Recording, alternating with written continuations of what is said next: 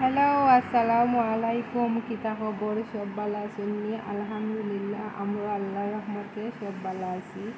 তো যে গরম পড়ছে, গরমের জ্বালায় তো বাঁচার উপায় নাই। গাছ থেকে কেন ফ্রেশ আম পাড়িয়ে আনলাম ভর্তা বানানোর লাগি।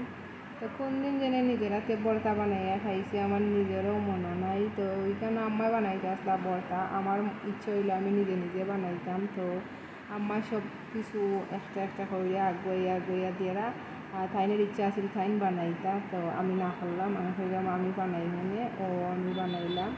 তো এখানে আমি আমার আম্মাই সপ্তাহে এক কইরা আমারে দিয়া, আর আমি এখানে আমরে চুলাইয়া তারপরে দই আনিলাম। এখন এটারে আমাদের বৈশা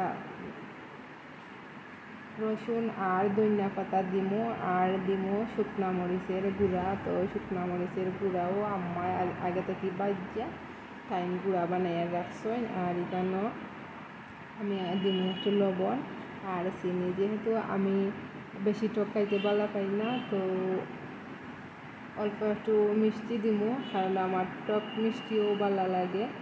তো সবে ভালো থাকবা, আর বেশি করে লাইক কমেন্ট শেয়ার করবা, আমার পেজটা ফলো করবা। আল্লাহ হাফেজ।